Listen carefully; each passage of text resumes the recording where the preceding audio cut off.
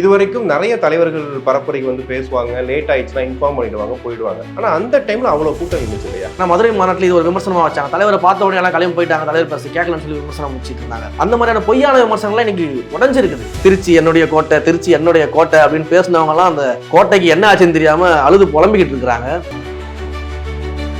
ஒரு பக்கம் இங்கே ஒரு பரப்புரை போயிட்டு இருக்கு, இன்னொரு பக்கம் வந்து இளையராஜாவுக்கு ஒரு பாராட்டு தான் நடக்குது. இது எப்படி பார்க்க திட்டமிட்டு பல்வேறு செய்தி சேனல்களுக்கும் பல்வேறு இடங்களுக்கும் எங்கள் தலைவர் பரப்புரை செய்யும்போது அதை ஒளிபரப்பாமல் இளையராஜாவுடைய அந்த விழாவை ஒளிபரப்பு செய்யணுன்றதே வந்து ஒரு வாய்மொழி உத்தரவாக எல்லா இடத்துக்கும் போயிருக்கு.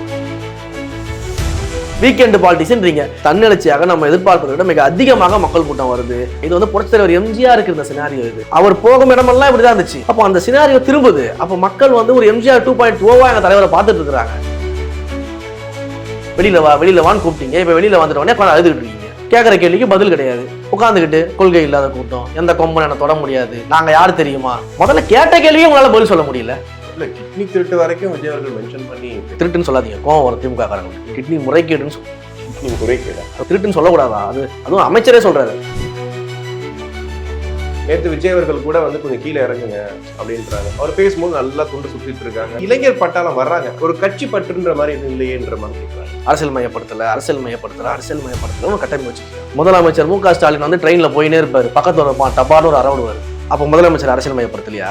எந்த இடத்துல வந்து உதயநிதி ஸ்டாலினையோ மு.க. ஸ்டாலினையோ பிரதமரையோ நீங்க வாகனத்துக்குள்ளேயே உட்காந்து தான் வரணும், வெளியில எல்லாம் வந்து நீங்க கை காட்டக்கூடாது அப்படின்னு யாராவது சொல்லியிருக்காங்களா? ரோட் ஷோக்கு அனுமதி இல்லை, மற்றவங்களாம் ரோட் ஷோ பண்ணலையா? அப்போ அவங்களுக்கு அந்த ரெஸ்ட்ரிக்ஷன் கொடுத்தீங்களா? நீங்க க்ரௌடு பெருசா வந்து ஃபார்ம் ஆயிடுமேன்ற அந்த ஒரு தான். அப்போ அவங்களுக்கு ஃபார்ம் ஆகாதுன்னு ஒத்துக்கிறீங்களா? இதுல வேற புதுசா ஒரு மாடல், ஆம்புலன்ஸ் மாடல் திமுக தெரியுமா உங்களுக்கு? ஆம்புலன்ஸ் ஆமா, அதிமுகவுடைய கூட்டங்கள் நடக்கும்போது எடப்பாடி அவர்கள் பேசும்போது உள்ள ஆம்புலன்ஸ் வரும். எங்களுடைய கூட்டம் நடந்துட்டு இருக்கு, தலைவர் பேசுறதுக்காக மேலே ஏறி நின்று மைக்க முடியாது, ஆம்புலன்ஸ் வருது. எப்படி அவ்வளவு நேரம் வராத ஆம்புலன்ஸ் தலைவர் பேசுற போது வருதுன்னு பார்த்துட்டு இருக்கோம்.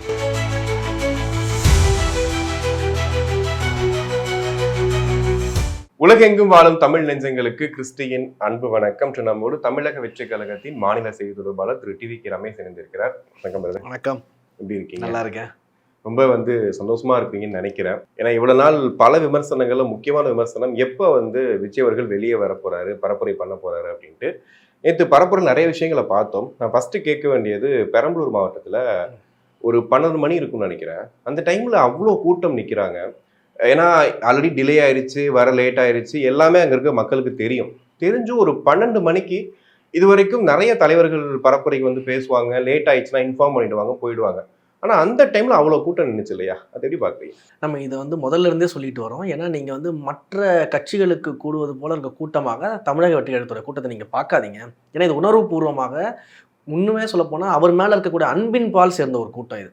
நீங்க வந்து பணத்திற்காகவோ சாப்பாட்டுக்காகவோ இல்லை வந்து ஒரு மதுபான பாட்டிலுக்காகவோ எதுக்காகவுமே கூடின கூட்டம் கிடையாது. ஏன்னா மற்ற கட்சிகள் அது தேவைப்படும். நீங்க அந்த கூட்டத்தை கூட்டணும்னா இந்த அளவுக்கு நீங்க வந்து ஒரு பரப்புரையை மேற்கொள்ளணும்னா மற்ற கட்சிகளுக்கு லட்சக்கணக்கில் செலவாகும், பணம் செலவு பண்ணணும். அங்கே இருக்கக்கூடிய மாவட்ட செயலாளர்களும் மற்றவங்களும் செலவு பண்ணி கூட்டிகிட்டு வரணும். ஆனால் இங்கே அந்த கதையே கிடையாது. பேருந்து கூட எங்களுக்கு வைக்க தேவையில்லை, எல்லாம் அவங்க சொந்த வண்டியிலே வந்துடுவாங்க. திமுக மாதிரி நம்ம பேருந்து வச்சு கூட்டு வரணுன்ற அவசியமும் கிடையாது. இப்போ இந்த அளவுக்கு ஒரு மக்களுடைய எழுச்சி இருக்குன்னு தான் நம்ம எல்லா இடங்களையும் பதிவு பண்ணிகிட்டே வந்தோம். திரும்ப நாங்கள் பதிவு பண்ணிட்டு வந்தோம். மக்கள் எழுச்சி இருக்குது, தன்னெழுச்சியாக மக்கள் வராங்க. விக்கிரவாண்டி மாநாடு பாருங்க, மதுரை மாநாடு பாருங்க, பரந்தூருக்கு போகும்போது பாருங்க, கோயம்புத்தூர் போகும்போது பாருங்க, மதுரை போகும்போது பாருங்க. இதெல்லாம் மக்கள் வந்து தன்னெழுச்சியா வந்து நிக்கிறாங்க தலைவரை பார்க்கறதுக்கு. நாங்க இன்னும் ஆளை வந்து கூட்டிட்டு வந்து நாங்க நிக்க வச்சு எதுவும் பண்ணல, அவங்களாம் வந்து நிக்கிறாங்க. தலைவர் சென்னையில கிளம்பும் போதே அங்கே கோயம்புத்தூர் ஏர்போர்ட்டில் வந்து ஃபுல்லாக நிற்கிறாங்க. அந்த அளவுக்கு அவரை வரவேற்று எதிர்பார்த்து மக்கள் காத்துக்கிட்டு இருக்கிறாங்க அப்படின்னு நம்ம சொன்னோம். ஆனால் இவங்க தொடர்ந்து வச்ச விமர்சனம் என்னன்னா, இந்த கூட்டத்தெல்லாம் வந்து நம்ம பெருசாக வந்து அரசியல் மயப்படுத்த முடியாது, இந்த கூட்டம் வாக்குகளாக மாறாது, இவங்க வந்து ஒரு கூட்டத்தில் வந்து ஒரு மழையில் கூட இவங்களால கொஞ்ச நேரம் நிற்க முடியல, இவங்க எப்படி நாளைக்கு வாக்காளர்களாக வந்து கட்சியோட ட்ராவல் பண்ணுவாங்க, எப்படி இவங்க கட்சிக்காக நிற்பாங்கன்ற கேலி கூத்து விமர்சனங்களை வந்து வச்சுக்கிட்டு இருந்தாங்க. ஆனால் அந்த விமர்சனத்துக்கு எல்லாத்துக்கும் தலைமையிலேயே சம்மட்டி அடி அடித்த மாதிரி நேற்று மிட் நைட்டில் தலைவர் வர்றதுக்காக அங்கே மக்கள் காத்துட்டு நிற்கிறாங்க. திருச்சியில் காலையில் 6 மணிலேருந்து மக்கள் நிற்கிறாங்க. அந்த பேசக்கூடிய இடத்துல பார்த்தீங்கன்னா கிட்டத்தட்ட ஒரு 10-15 பேர் அங்கே நிற்கிறாங்க.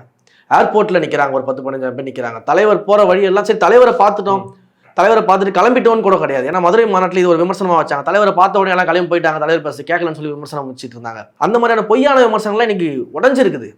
நீங்கள் இன்றைக்கு பார்க்கும்போது தலைவர் ஏர்போர்ட்டில் வந்து இறங்கினதுலேருந்து அவர் போகிற வரைக்கும் கூடவே ட்ராவல் பண்ணுறாங்க. இந்த மதுரையில் அழகர் திருவிழாலாம் பார்த்துருக்கீங்களா? அழகர் வந்து கோயிலேருந்து வெளில வந்துட்டு திரும்ப கோயிலுக்குள்ளே போகிற வரைக்கும் அந்த பக்தர்கள் கூட்டம் வந்து கூடவே வருவாங்க.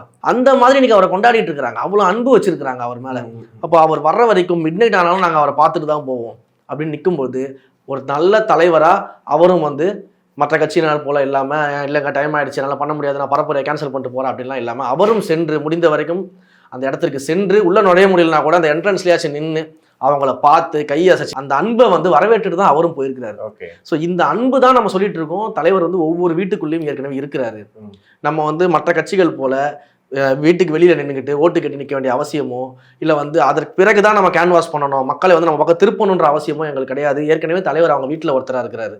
அதனால தான் குடும்பமாக வந்து நிற்கிறாங்கன்னு நம்ம சொல்லிட்டு இருக்கிறோம். இல்லை, இந்த நேரத்தில் கரெக்டாக முதல்வர் அவர்கள் ஒரு அறிக்கையும் கொடுக்குறாரு. கொள்கை இல்லாத கூட்டம் அப்படின்ற ஒரு வார்த்தை யூஸ் பண்ணுறாரு. அது மட்டும் இல்லாமல் இளையராஜா அவர்களுக்கு பாராட்டு விழா நடக்குது. திரு கமலஹாசனும் இருக்காரு, திரு ரஜினிகாந்தும் அங்கே இருக்காரு. அவங்க 2 பேரும் பேசும்போதுமே ரஜினிகாந்த் குறிப்பிட்டு சொல்றாரு, புதிய கட்சிகளுக்கும் பழைய கட்சிகளுக்கும் பழைய எதிரிகளுக்கும் ஒரு சவாலா வந்து முதல்வர் இருக்காரு அப்படின்னு. ஆப்வியஸ்லி வந்து கமலஹாசன் அவர்கள் வந்துட்டு ஒரு எம்பியாவும் இருக்காரு. ஒரு பக்கம் இங்கே ஒரு பரப்புரை போயிட்டு இருக்கு, இந்த பக்கம் ஒரு ஃபோக்கஸ் போயிட்டு இருக்கும்போது இன்னொரு பக்கம் வந்து இளையராஜாவுக்கு ஒரு பாராட்டு விழா நடக்குது. இது எப்படி பாக்குறீங்க? நான் வந்து வெளிப்படையாக சொல்றேன், பல்வேறு இடங்களில் நம்ம தகவல்கள் கிடைச்சதுனால நான் உங்கள் சேனலில் சொல்கிறேன். திட்டமிட்டு பல்வேறு செய்தி சேனல்களுக்கும் பல்வேறு இடங்களுக்கும் எங்கள் தலைவர் பரப்புரை செய்யும்போது அதை ஒளிபரப்பாமல் இளையராஜாவுடைய அந்த விழாவை ஒளிபரப்பு செய்யணுன்றதே வந்து ஒரு வாய்மொழி உத்தரவாக எல்லா இடத்துக்கும் போயிருக்கு. இல்லை, அதுவும் ஒரு இசையமைப்பாளர் இவ்வளவு வருஷங்கள் இருக்காரு. இல்லை அது பண்ணட்டும், தாராளமாக பண்ணட்டும், அதை பற்றி பிரச்சனை இல்லை. பட் வந்து புதிய கட்சிகளுக்கு அவர் சவாலாக இருக்கிறாரு, பழைய கட்சிகளுக்கு சவாலாக இருக்கிறாருன்னா அவர் மக்களுக்கே பெரிய சவாலாக தான் இருக்கிறாரு. முதல்ல அதை யாரும் இங்கே பேச தயாராக கிடையாது. இன்று மு.க. ஸ்டாலின் அவர்களுடைய ஆட்சி இந்த மக்களுக்கே மிகப்பெரிய சவால் தான். மக்கள் எப்படா இந்த ஆட்சி முடியும்னு காத்துக்கிட்டு இருக்கிறாங்க. என்ன அவர் வந்து கொள்கை இல்லாத கூட்டம்னு அவர் யாரை சொல்கிறேன்? முதல்ல வந்து நான் என்ன திமுகவுடைய கொள்கை என்னன்னு அவரை சொல்லுங்க. திமுகவுடைய கொள்கை என்ன கொள்கையை நீங்கள் பின்பற்றுறீங்க அப்படின்றத அவர் சொல்ல முடியுமா? சமூக நீதி உங்களுடைய கொள்கைன்னு நீங்கள் சொன்னீங்கன்னா இன்றைக்கு வந்து இந்தியா கூட்டணியில் இருக்கக்கூடிய அனைத்து கட்சிகளும் எந்தெங்கெல்லாம் இந்தியா கூட்டணி கட்சிகள் ஆளக்கூடிய மாநிலங்களில் வந்து கேஸ்ட் சர்வே எடுக்கிறாங்க. சென்சஸை மத்திய அரசு தான் எடுக்க முடியாது, நம்ம மறுக்கல. ஆனால் கேஸ்ட் சர்வேவை வந்து அவங்க எடுக்கிறாங்க. இன்றைக்கு இந்தியா கூட்டணியில் இருக்கக்கூடிய இந்த திமுக கேஸ்ட் சர்வே நான் எடுக்க மாட்டேன் அப்படிங்குது. ஓனர் பாஜக பயந்துட்டு நான் எடுக்காம கம்முன்னு உட்காந்துருப்பேன்னு சொல்லுது. அப்போ நீங்கள் சமூக நீதி உண்மையிலே உங்கள் கொள்கைனா நீங்கள் சமூக நீதி பேசுறீங்க அப்படின்னா ஏன் கேஸ்ட் சர்வே எடுக்கல? இந்தியா கூட்டணியில் இருக்கக்கூடிய மற்ற கட்சிகள் மற்ற மாநிலங்கள் எடுக்கும்போது உங்களால் ஏன் எடுக்க முடியல?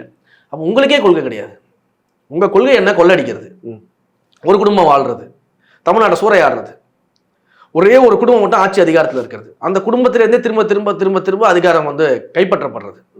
அது வந்து பிஸ்னஸாக இருந்தாலும் சரி இல்லை அரசியலாக இருந்தாலும் சரி. பிஸ்னஸும் உங்கள் தனிப்பட்ட விஷயம், அதுக்குள்ள நாங்கள் வரல. இல்லை, அப்போ இந்த இளையராஜாவோட அந்த பாராட்டுகளாக திட்டமிட்டு நடத்தப்பட்டது அப்படின்னு தான் சொல்றீங்களா? அது திட்டமிட்டு நடத்தப்பட்டதா இல்லையான்றதை விட அதற்கு மீது தான் கவனம் செலுத்த வேண்டும் அப்படின்ற ப்ரெஷர் இருந்துச்சு. ஆனால் கவனம் ஃபுல்லாக அங்கே தான் போச்சுன்னு நினைக்கிறீங்களா? அது எப்படி போகும்? ஏன்னா சீப்பை திருடி வச்சா அது கல்யாணம் நின்றுமா? அந்த மாதிரி கதை தானே அது. அது எப்படி போகும்? ஒரு மக்கள் தலைவர் வந்து மக்களை சந்திச்சுட்டு இருக்காரு, தன்னெழுச்சியாக கூட்டம் வந்து நிற்குது. இன்றைக்கு வந்து திருச்சி என்னுடைய கோட்டை, திருச்சி என்னுடைய கோட்டை அப்படின்னு பேசினவங்கலாம் அந்த கோட்டைக்கு என்ன ஆச்சுன்னு தெரியாம அழுது புலம்பிக்கிட்டு இருக்கிறாங்க. அப்போ வந்து இன்றைக்கு தமிழ்நாடே தலைவருடைய கோட்டையா மாறக்கூடிய ஒரு சூழலை இன்னைக்கு தமிழ்நாடு போய்கிட்டு இருக்கும்போது அதை கவனிப்பாங்களா வந்து இதை கவனிப்பாங்களா? இல்ல, முதல்வர்கள் ஓப்பனாவே சொல்றாரு, எந்த கொம்பனாலும் திமுகவை வீழ்த்த முடியாது, ஒரு எஃகு கோட்டை எங்க திமுக அப்படின்னு சொல்றாரு இல்லையா? அதை வந்து எப்படின்னா டைரக்டா ஒரு அட்டாக் பண்ணி இப்ப விஜய் அவர்கள் இப்படி சொல்லிட்டாரு, அதுக்காக நான் பதிலடி கொடுக்குறேன்னு இது வரைக்கும் ஒரு வார்த்தை கூட அவங்க இதுல இருந்து ஒருத்தர் கூட சொல்லல. எல்லாருமே இப்ப கருத்துக்கு பதில் கருத்து தான் சொல்லிட்டு இருக்காங்க. ஆனா முதல்வர்கள் அதையுமே வந்து ஒரு மேம்போக்கா தான் சொல்லிட்டு இருக்காரு. ஆனா நீங்க தான் சொல்றீங்க திமுக எங்களை பார்த்து பயப்படுது, எங்களுக்கு இவ்வளவு நெருக்கடி கொடுக்குறாங்க. நேற்று மைக் வந்து ஒர்க் ஆகல, ஆனா அதுக்கு முன்னாடி எங்க கரண்ட் கட் பண்ணப்பட்டது, மைக் ஒர்க் ஆகுதுக்கு ரீசனும் அவங்க தான் அப்படின்ற மாதிரிலாம் நீங்க சொல்ற விஷயம் இருக்கு இல்லையா? அது எந்த இடத்துல சரியா இருக்கு? நீங்க சொன்ன கேள்வியிலேயே அழகான பதில் இருக்கு. அதுக்கு என்ன அப்படின்னா, நாங்க வந்து எஃகு கோட்டையா இருக்கோம், இரும்பு கோட்டையா இருக்கோம், எந்த கொம்பனாலையும் எங்களை அசைக்க முடியாது, உங்ககிட்ட இதெல்லாம் கேட்கல. உண்மையிலேயே உங்ககிட்ட நாங்க இதெல்லாம் கேட்கல. நாங்க கேட்ட கேள்வி தேர்தல் வாக்குறுதி 505 வாக்குறுதி கொடுத்தீங்க, அதுல இந்தந்த வாக்குறுதிலாம் நீங்க நிறைவேற்றல அப்படின்னு நம்ம சொல்றோம். அதுக்கு பதில் சொல்லுங்கன்னு தான் கேட்கறோம். அப்ப ஒரு முதலமைச்சர் அதுக்கு பதில் சொல்லணுமா, இல்ல சம்பந்தமே இல்லாம டைலாக் பேசிட்டு இருப்பாரா? ஏங்க நாங்க கேட்கறோம், நீங்க வந்து மாணவிகளுக்கு லேப்டாப் பதில் டேப் கொடுக்குறேன்னு சொன்னீங்க, டேப் கொடுத்தீங்களா, செஞ்சீங்களான்னு கேட்கறோம். நாங்க இரும்பு கோட்டை, இதுவா பதில் அதுக்கு? நீங்க வந்து கேஸ் சிலிண்டருக்கு மானியம் கொடுக்குறேன்னீங்களே, பெட்ரோல் டீசல் விலையில வந்து குறைக்கிறேன்னீங்களே, அதுல ஏதோ 3 ரூபாய் 5 ரூபாய் குறைக்கிறேன்னு சொன்னீங்களா, அதெல்லாம் நீங்க செஞ்சிட்டீங்களா? கல்வி கடன் தள்ளுபடின்னு சொன்னீங்களே, ரத்து பண்றோம்னு சொன்னீங்களே, அதை செஞ்சுட்டீங்களா? இப்ப இந்த 6-7 மாதங்கள்ல ஓரிரு வாக்குறுதிகள் நிறைவேற்றிட்டா கூட அவங்க பக்கம் ஒரு பவர்ஃபுல்லான ஒரு இது வந்துடும் இல்லையா? ஏன்னா 4.5 வருஷமா செய்யாத 6 மாசம் செய்ய போறாங்க. எப்படிங்க இவ்வளவு நம்பிக்கையா பேசுறீங்க நீங்க? மக்களுக்கே அந்த நம்பிக்கை இல்ல, கிறிஸ்டிக்கு இவ்வளவு நம்பிக்கை இருக்குன்றது இல்ல ஆச்சரியமா நான் இருக்கு. சொல்றது திமுகல இவ்வளவு வருஷங்கள் பார்த்திருக்காங்க, நிறைய விஷயங்களை பண்ணியிருக்காங்க. தேர்தல் நெருங்குற டைம்ல எல்லா கட்சிகளுமே ஆப்வியஸ்லியா பண்றதுதான். ஒரு ஆளுங்கட்சியா இருக்கிறவங்க ஒரு 2-3 விஷயங்களை வந்து வாக்கு நிறைவேற்றிடுவாங்க. அப்படிலாம் நீங்க இனிமேல் ஏமாத்த முடியாதுன்னு சொல்றோம். இது வரைக்கும் மக்களுக்கு வேற சாய்ஸ் இல்ல. இங்க அதிமுக, இங்க திமுக, இந்த 2 கட்சி தான் இருக்கு. இந்த 2 கட்சியில ஒரு கட்சியை ஜெயிக்க வச்சாகணும், இந்த 2 கட்சியில ஒரு கட்சிக்கு ஓட்டு போடணும். வேற யாரும் நம்ம ஆளக்கூடிய அளவுக்கு பெரிய ஆளுமையாக இங்க இல்லன்றத மக்கள் வந்து நினைச்சதுனாலதான் உங்களுக்கு மாத்தி மாத்தி ஓட்டு அளிச்சிட்டு இருந்தாங்க. நீங்க இது போல 4.5 வருஷம் எதையும் செய்யாம கடைசி 6 மாசத்துல ஸ்டண்ட்டுக்காக வந்து இப்போ வந்து நாங்க எல்லா மகளிருக்கும் 1000 ரூபாய் கொடுத்துறோம் அப்படின்னு, அதாவது தேர்தல் பிரச்சாரத்தை சொல்லுவாங்க. அனைத்து மகளிருக்கும் 1000 ரூபாய், குடும்ப தலைவிகளுக்கும் 1000 ரூபாய்னுவாங்க. ஜெயிச்சு வந்த உடனே தகுதி வாய்ந்த குடும்ப தலைவிகளுக்கு மட்டும் நாங்க 1000 ரூபாய் கொடுக்குறோம். இல்ல இப்ப இந்த 1000 ரூபாய் கூட இன்னைக்கு சர்ச்சையா தான் ஆயிருக்குன்னு நினைக்கிறேன். விஜய் அவர்கள் மென்ஷன் பண்ணும்போது அந்த காசை வச்சு என்ன பண்ண முடியும் அப்படிங்கிற மாதிரி நீங்க தொடர்ந்து பேசிட்டு இருக்கீங்க. இப்ப தாவேக்காலும் சரி, எதிர்கட்சியில் எல்லாரும் பேசுறது அந்த காசை வச்சு என்ன பண்ண முடியும், 1000 ரூபாய் என்ன பண்ண முடியும்னு. ஆனா அதை பயனடைறவங்களுக்கு வந்து கொச்சப்படுத்துற மாதிரி இல்லையா? இல்ல, நாங்க கொச்சையே படுத்தலைங்க. நாங்க வந்து அந்த காசை வச்சு நீங்க என்ன பண்ண போறீங்கன்னு நாங்க கேட்கல. அந்த காசை வச்சுதான் ஒரு குடும்பம் முன்னேற போதான்னு நாங்க கேட்கல. நாங்க அப்படியெல்லாம் கேட்கவே இல்லை. நாங்க என்ன சொல்றோம், வாக்குறுதி முறைகேடு பண்றீங்கன்னு சொல்றோம். நீங்க தேர்தல் பிரச்சாரத்தின் போது அனைத்து குடும்ப தலைவிகளுக்கும் 1000 ரூபான்னு சொன்னீங்க. ஜெயிச்சு வந்ததுக்கு அப்புறம் தகுதி வாய்ந்த குடும்ப தலைவிகளுக்கு மட்டும்தான் 1000 ரூபான்னு நீங்க இப்ப திரும்ப 6 மாசம் எலெக்ஷன் வச்சு எல்லா குடும்ப தலைவிக்கும் 1000 ரூபாய் தரேங்கிறீங்க. அப்ப இது முறைகேடு கிடையாதான்னு நாங்க கேட்கறோம். இது வந்து வாக்குறுதியை சொல்லிட்டு பொய் சொல்லி ஏமாத்துறது அப்படின்னு நம்ம சொல்றோம். அப்ப இது ஒரு முறைகேடுன்னு நம்ம சொல்றோம். இதற்கு வந்து முதலமைச்சர் என்ன பதில் சொல்ல போறாருன்னு நாங்க கேட்கறோம். அவர் என்ன சொல்ற, எந்த கொம்பனாலே என்ன தொட்டு பார்க்க முடியாது, இது பதில். அது அந்த வடிவேல் காமெடில வரல, அதற்கு இது பதில் இல்லையே அப்படிங்கிற மாதிரி நாங்க வந்து உங்களுடைய ஆட்சியினுடைய அவல நிலையை கேள்வியா கேட்டுக்கிட்டு இருக்கிறோம். பரந்தூர்ல போராடக்கூடிய விவசாயிகளை வந்து காப்பாத்துங்க, அந்த விவசாயிகளுக்கு தேவையான செஞ்சு கொடுங்க, வேற இடத்துல ஏர்போர்ட் வைங்கன்னு அதுக்கு பதில் வராது. நாங்க இரும்பு கோட்டைகளை யாரும் தொட முடியாது, இதுவாங்க பதில். இல்ல நீங்க நிறைய விஷயங்களை வந்து விஜய் மென்ஷன் பண்ணலன்றதையும் வரம்பு கூட பார்த்திருப்பீங்க. திரு அன்பில் மகேஷ் அவர்கள் வந்துட்டு பேசும்போது இப்போ பாஜக எதிர்ப்பு அப்படின்னு சொல்றீங்க. ஆனா பாஜகல முக்கியமான சில விஷயங்கள்லாம் இருக்கு, அதுக்காக போராடிட்டு இருக்கோம். இப்போ வந்து முக்கியமா மாணவர்களுக்கு கல்வி நிதியை கொடுக்காம வச்சிருக்காங்க. அதையே வந்து விஜய் மென்ஷன் பண்ணி பேசல.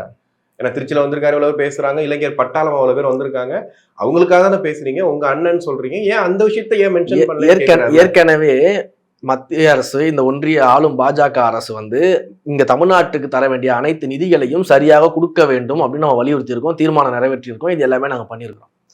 இன்னொரு பக்கம் இங்க மாநில அரசு ஒரு வாக்குறுதி கொடுக்குது, கல்வி கடன் தள்ளுபடின்னு சொல்லிட்டு தேர்தலில் ஒரு வாக்குறுதி கொடுத்து வரீங்க, அதை பண்ணலன்னு சொல்லி கேள்வி கேட்கிறோம். இது ரெண்டுத்தையும் ஒரு பக்கம் வச்சிருவோம். திருச்சியில என்னென்ன பிரச்சனைகள் இருக்குது, திருச்சி மக்கள் வந்து நீண்ட கால பிரச்சனைகளா என்னென்ன இருக்குது, அந்த பகுதிக்குள்ளான பிரச்சனைகள் என்னவா இருக்குது, இங்க 2 அமைச்சர் இருக்கிறாங்களே என்ன பண்றாங்கன்னு கேட்கிறேன். அதுக்கு முதல்ல ஒரு பதில் சொல்லியிருக்காரு. உங்களை நோக்கி ஒரு கொஸ்டின் வச்சிருக்கோம்ல, நீங்க தானே அமைச்சரா இருக்கிறீங்க, நீங்களும் திரு KN நேரு அவர்களும் அமைச்சரா இருக்கிறீங்க. அப்போ உங்க திருச்சியில வந்து திருச்சி மக்களிடையே நீங்க என்னெல்லாம் வந்து இன்னும் செய்யாம இருக்கிறீங்க, இதெல்லாம் நீங்க எப்ப செய்ய போறீங்க, இதெல்லாம் செய்வீங்களா மாட்டீங்களான்னு கேட்கறேன். அதற்கு முதல்ல பதில் சொல்லுங்க. அதை கேட்ட வச்சுக்கோங்க, நான் இன்னும் சரியா பார்க்கல, பார்த்துட்டு வந்து பேசுறேன் அப்படின்றது. இல்ல கிட்னி திருட்டு வரைக்கும் விஜய் அவர்கள் மென்ஷன் பண்ணி ஆமாங்க, திருட்டுன்னு சொல்லாதீங்க, கோவம் வரும் திமுக காரங்களுக்கு. கிட்னி முறைகேடுன்னு சொல்லு. கிட்னி முறைகேடா? அவங்க தாங்க, அவங்க அப்படிதாங்க சொல்லிட்டு இருக்கிறாங்க. திருட்டுன்னு சொல்லக்கூடாதா? அதுவும் அமைச்சரே சொல்றாரு, கிட்னி திருட்டெல்லாம் கிடையாதுங்க, அது முறைகேடு அப்படின்றாரு. அந்த அளவுக்கு அறிவாய்ந்த ஒரு கொள்கை கூட்டம் அங்க இருக்குது. அந்த அளவுக்கு ஒரு பெரிய கொள்கை கூட்டம். திருட்டுக்கும் முறைகேடுக்கும் என்ன வித்தியாசம் தெரியாது அவங்களுக்கு. அங்க வந்து கிட்னி திருட்டு போச்சா, மக்கள் பாதிக்கப்பட்டாங்களா, இதை வந்து ஆட்சியாளர் தடுக்க முடியாம அவங்களுக்கு ரிலேட்டிவா இருக்கக்கூடிய ஒரு மருத்துவமனை இந்த மாதிரி நடந்திருக்குது, அவங்களுடைய ஒரு கணக்குல இருக்கக்கூடிய ஒரு மருத்துவமனை நடந்திருக்குது, நம்ம கம்ப்ளைண்ட் சொல்றோம், இதுக்கு பதில் கிடையாது. ஆதாரபூர்வமா இதெல்லாம் எங்களுக்கு இதுக்கு சம்பந்தம் கிடையாதுங்க, அந்த மருத்துவமனைக்கு எங்களுக்கு சம்பந்தம் கிடையாதுங்க, அந்த கல்லூரிக்கு எங்களுக்கு சம்பந்தம் கிடையாதுங்க, நாங்க ஆக்ஷன் எடுக்கிறோங்க, நாங்க இதெல்லாம் பண்ணிருக்கிறோம், நாங்க மக்களை காப்பாத்தாம நாங்க வந்து அப்படிலாம் நாங்க வேடிக்கை பார்க்க மாட்டோம் அப்படின்னு ஆதாரத்தோட பேசுனீங்கன்னா நீங்க கொள்கை கூட்டம், கொள்கைப்படி மக்களுக்கு பணி செய்யற கூட்டம். நாங்க வந்து இந்த கேள்வி எழுப்புனா அது திருட்டு கிடையாதுங்க, முறைகேடு, மாத்திச்சு அப்படிலாம் பேசாதீங்க, வார்த்தையை மாத்துங்க அப்படின்றதுக்கு பேர் கொள்கை கூட்டமா? அப்ப இவங்க யாரை பார்த்து கொள்கை கூட்டம்னு சொல்லி பேசிட்டு இருக்காங்க? அதாவது நம்ம கேட்கக்கூடிய கேள்விகளுக்கு, அரசியல் கேள்விகளுக்கு இங்க பதிலே கிடையாது, கருத்தியல் ரீதியான கேள்விகளுக்கு பதில் கிடையாது, மக்கள் பிரச்சனைகளுக்கு இங்க பதில் கிடையாது, சினிமா வாசனம் பேசிட்டு இருக்கிறான். ஆனா இன்னும் வந்து தாவேக்கா அரசியல் படுத்தப்படல, அதாவது தொண்டர்கள் வந்து இன்னும் அரசியல் படுத்தப்படல, இது ரொம்ப நாளா சொல்லிட்டே இருக்காங்க. 2 மாநாட்டிலையும் பார்த்தோம், ஒரு சில விஷயங்கள் நடந்துட்டு தான் இருக்கு. மாநாட்டிலையும் நீங்களே பார்த்துருப்பீங்க, கிரீஸ் தருணம் கூட அவ்வளவு பெரிய பிரச்சனை ஆயிடுச்சு. இந்த வாட்டி ஓப்பனா போறாங்க, கண்டிப்பா நிறைய ப்ராப்ளம்ஸ் வரும்னு தெரியும். இன்னொன்னு, ஒரு விமான நிலையத்துல இருந்து வராரு, அவர் பேசுறதை கேட்கறதுக்காக தான் தொடர்கள் வெயிட் பண்ணுவாங்கன்னு தெரியும். பட் அவ்வளவு நேரம் வந்து ஒரு பத்திரிகை பண்ண வேண்டிய விஷயத்த மதியானம் ஒரு 2:30 மணிக்கு வந்து அவர் பேசுறாரு. ஒரு இதை கேன்சல் பண்ற மாதிரி ஆயிப்போச்சு. ஏன்னா அந்த அளவுக்கு வர்றாங்க பண்றாங்க.